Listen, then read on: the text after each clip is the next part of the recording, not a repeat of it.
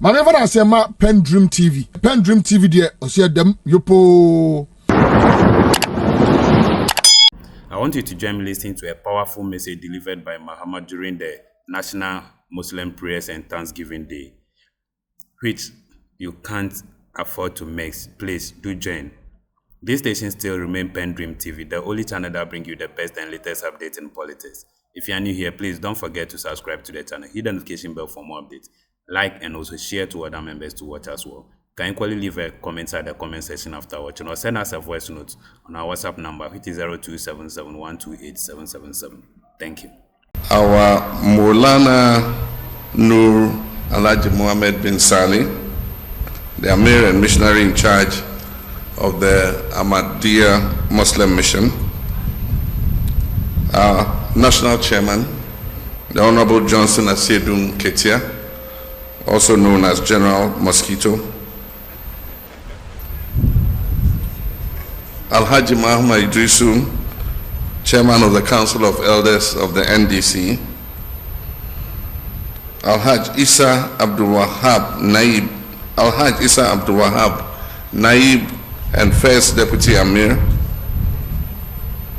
Alhaj Ahmed Suleiman Anderson, Second Deputy Amir, His Lordship Alhaji Justice Said Kwekujan, Third Deputy Amir, who just gave us a very beautiful statement, Sheikh Arim Yao, representative of the National Chief Imam, Auntie Joanna, representative of the Chairman of the National Peace Council, Nenyi Gate, the 7th Paramount Chief of the Ifudu Traditional Area, and our royal invited guest, His Majesty Alhaji Dr. Abubakar Ahmed Yakubu II, the Eje of Akban Traditional Area and coordinator of North Central Traditional Rulers of Nigeria, Alhaji Alatoye Folurunsho Abdulaziz, the Emir of Ahmadiyya Mission in Nigeria, and Bisiru Mohammed Lukuma Adio, the Emir of Ahmadiyya Mission in Benin, congregants of the Ahmadiyya Muslim Mission, I wish all of you Assalamu alaikum wa rahmatullahi ta'ala wa barakatuh. It is with profound gratitude to the Almighty Allah that I join you once again on this day at this very important event. It is significant to note that this is my first public engagement and is taking place just 48 hours after being sworn in as president of our great nation. I'm therefore very delighted to be meeting with you. Let me take this opportunity through you once again to say thank you to the people of Ghana for the confidence reposed in me to once again lead this dear nation of ours. I want to also thank you for the warm welcome I always get when I attend the Jalsa. As Maulana Nur said, I was on these very holy grounds last year, and I sought your prayers and your support to be able to achieve the desire that we all had on our hearts. And Allah listened to our supplications, and today it has become the reality. And so I've come back to these holy grounds to say thank you to you and thank you to Allah for His blessings on us. This occasion marks the 92nd annual Jalsa Salana of the Ahmadiyya Muslim Mission in Ghana, and it's a profound reminder of the values we hold dear: justice, peace, and unity.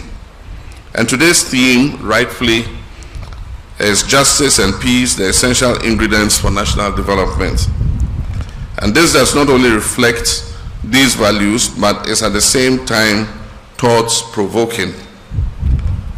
As I return to these sacred grounds of Bagi Ahmed, that is the Garden of Ahmad, am filled with a deep sense of belonging. This, the Ahmadi community's remarkable ability to convene such large gatherings with such breathtaking harmony and discipline, is an inspiring testament to the ideals of order and unity. These ideals are principles that are in short supply in our nation today.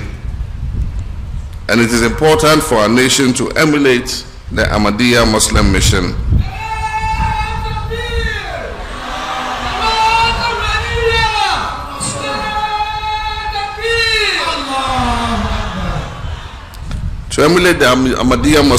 especially as we navigate the challenges that lie ahead of us as a country.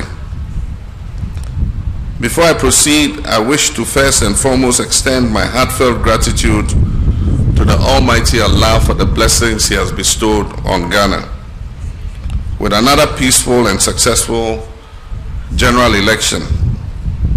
The trust that Ghanaians have placed in me is both humbling and inspiring, and I recognize the weight of this responsibility my fellow countrymen have put on my shoulders. I'm particularly grateful for the prayers and support of Maulana Noor and the Ahmadiyya Muslim community, the National Chief Imam, and religious leaders across all faiths. Your spiritual guidance and unshakable commitment to Ghana's peace and progress have been invaluable. Amir Chairman, my brothers and sisters, last year during my visit to London, I had the privilege of meeting His Holiness Khalifatul Masih V Hazrat Mirza Masroor Ahmad. His wife's counsel and prayers were very important, and they continue to inspire me as I take on the immense responsibility of leading this nation. His sharp memory of his days in Ghana was remarkable, and his understanding of Ghanaian culture and tradition was very impressive. I came away after spending almost 3 hours with him, very impressed at his leadership of the Ahmadiyya faith. Justice and peace are the bedrock of our national aspirations, and as the Holy Quran reminds us in Surah An-Nisa, chapter 4, verse 135, we are called to uphold justice even against ourselves. This powerful mandate also underscores the necessity of impartiality and fairness in governance. Justice must always not only be done, but must be seen to be done and must be felt by all. Justice is a moral compass that must guide our every decision, every law, and every interaction in our nation. To this end, the new NDC administration is resolutely committed to strengthening our justice system to ensure judicial independence and address the systemic inequalities that currently exist. I can assure you that this administration will work tirelessly to ensure that every Ghanaian, regardless of your status or background, is treated with dignity and afforded equal protection under the law.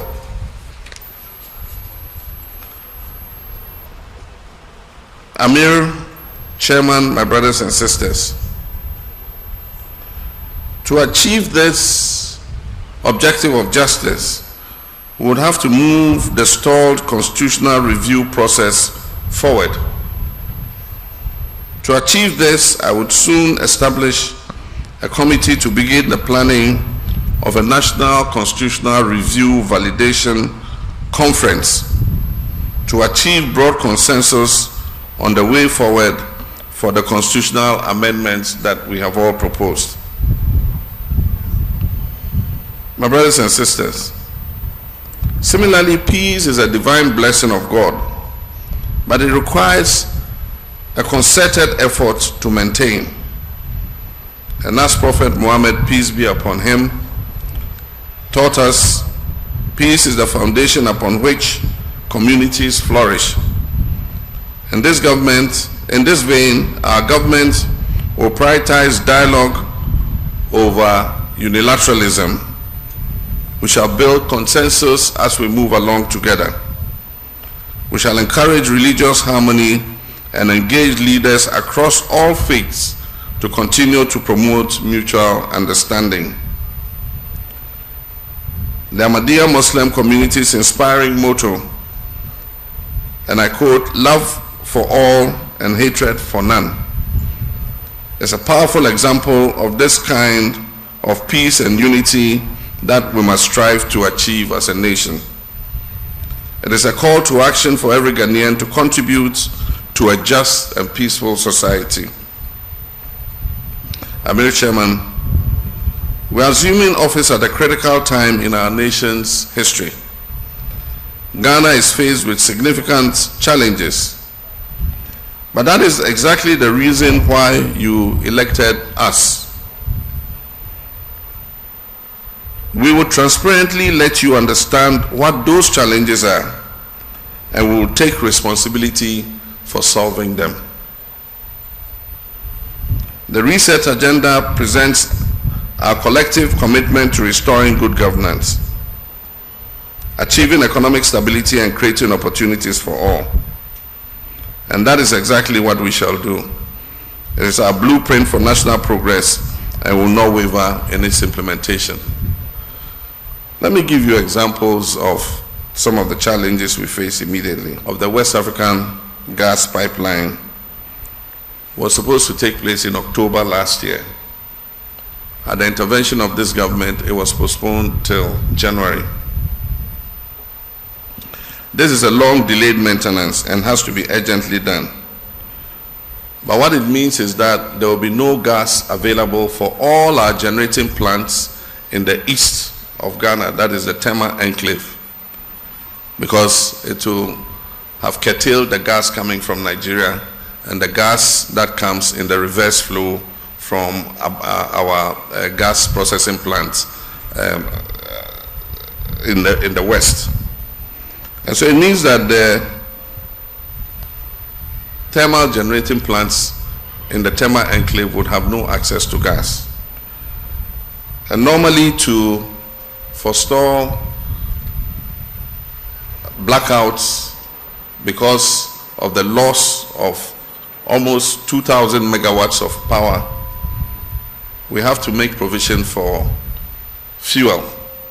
And this is light crude oil, heavy fuel oil, and distillate fuel. Unfortunately, enough provision was not made for this eventuality. When the fuel arrives, it takes time to import it, 3 weeks to place an order and get it delivered. And when it arrives, you have to treat the fuel for another week and a half to make it ready for use in the generating plants. And so there's a threat of power outages. But my brothers and sisters, don't despair. Like I said, you elected us to solve the problems, not to put the blame on anybody else or to shoulder you with those problems. And so yesterday I called a meeting of all the stakeholders in the electricity value chain. And they have been sitting since yesterday to today to come out with innovative solutions so that we're able to keep the lights on. And so I can assure you, with some of the ideas they've come up with, we would make sure that your lights stay on and that we do not have doomso, as you popularly call it.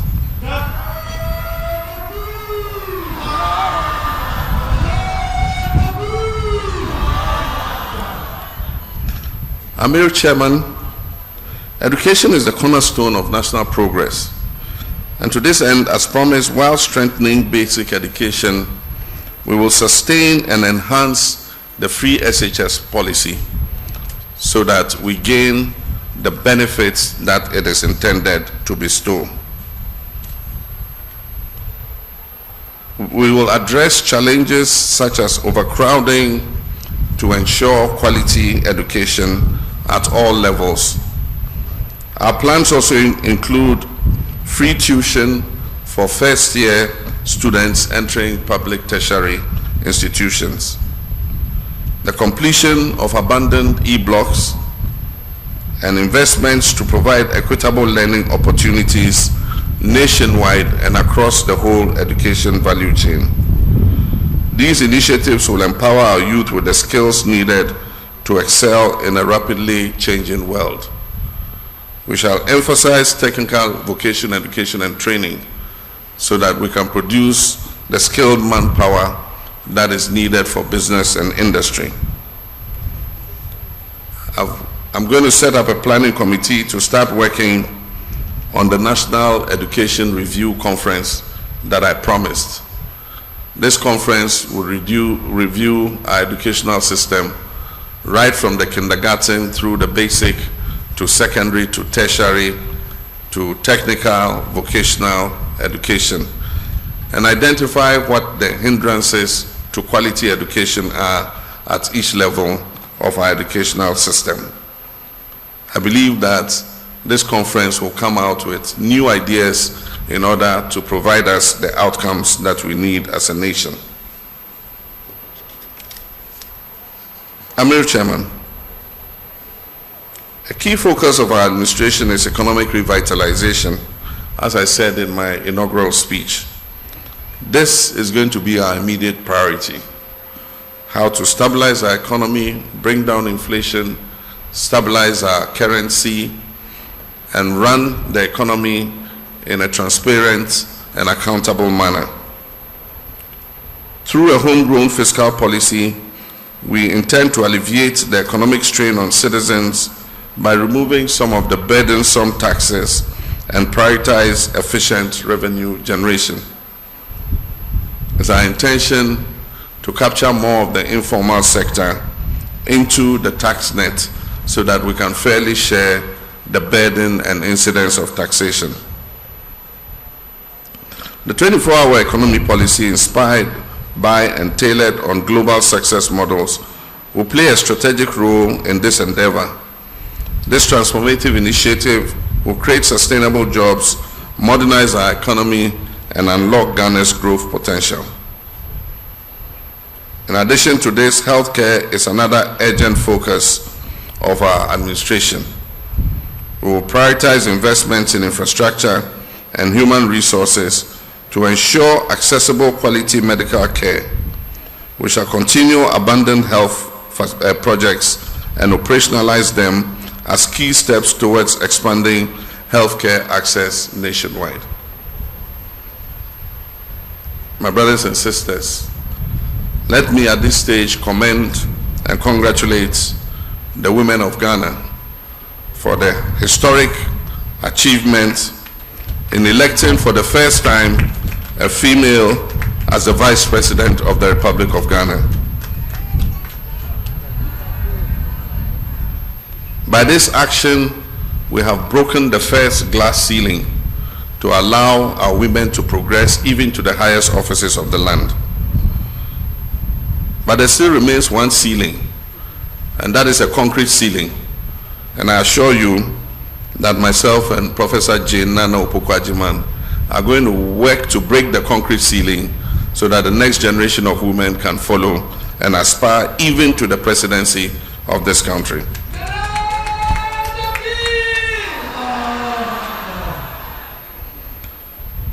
Amir, Chairman, my brothers and sisters, good governance is the foundation upon which a nation's progress rests. In this light, transparency, accountability, and ethical leadership will define this administration.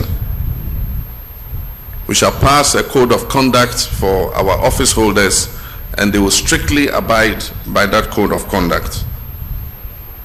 We shall carry out comprehensive audits in order to establish what the situation of our state-owned enterprises and parastatals are. We shall operationalize the Operation Recover All the Loot and investigate persons we believe have engaged in misappropriation of public property and pursue them to recover such property. We will strengthen the institutions of accountability, that is the anti-corruption institutions, in order to ensure that public trust is restored. The Reset Agenda is a call to action for every Ghanaian to join in building a nation where justice, peace, and progress will flourish. It is imperative that we work together. I urge the Ahmadiyya Muslim community to continue its invaluable contribution to our education, healthcare, and social services in partnership with government. Together we can overcome obstacles and create a brighter future for all. Amir Chairman, on behalf of the people of Ghana, I express my deepest gratitude to your Muslim community for its steadfast commitment to Ghana's socio-economic development. Your schools, your hospitals, your humanitarian initiatives through humanity first exemplify what is possible when compassion is combined with action. Last year, as I stood on this ground, in my conversation with the Amir, I came to the realization that these holy grounds were formerly the well-known state-owned Pomadze poultry farm. And when I stood at the podium, I promised you that if God answered our heart's desire and I'm elected president, I will work with your Ahmadiyya Muslim mission to restore the Pomadze poultry farm back to its days of glory.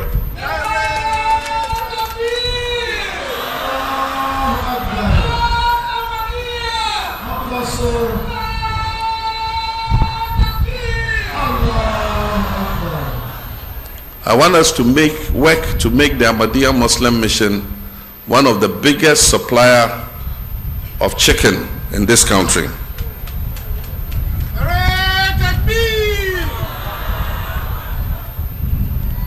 I intend to keep that promise I made, and I've already whispered to the Amir some of the steps that I have started taking. This farm will become an example and would lead the way to encourage other faith-based organizations to realize that they can go into income-generating projects both to generate funds for the missions and also to provide jobs for their congregants. It will encourage faith-based organizations to look into income-generating projects, especially in the agribusiness space. And so, Maulana Noor, you will soon be hearing from me. You'll receive some visitors who will come and start working with you on the feasibility study. And soon, I'll be your ambassador to look for the funding to be able to establish this objective that we have set ourselves. Maulana Noor, my brothers and sisters, with the support of the people of Ghana, coupled with the dedication of our administration and the blessings of the Almighty Allah, I'm confident that Ghana's brightest days are ahead of us, not behind us. Together we shall reset Ghana and build a nation whose fruits of justice, peace, and prosperity will benefit all of us.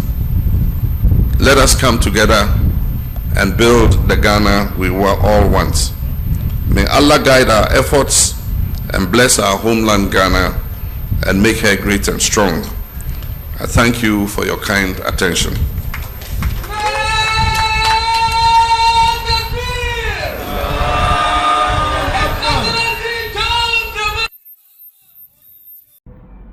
Thank you for staying tuned. PENDREAM TV really appreciate your time on the channel, and once urge the new subscribers to turn the notification bell on so that they'll be notified of any latest gist that will be loaded onto the channel. Thank you. Dedi kama mamena PENDREAM TV ase. Na so far so good. Say open online portal e wo Ghana.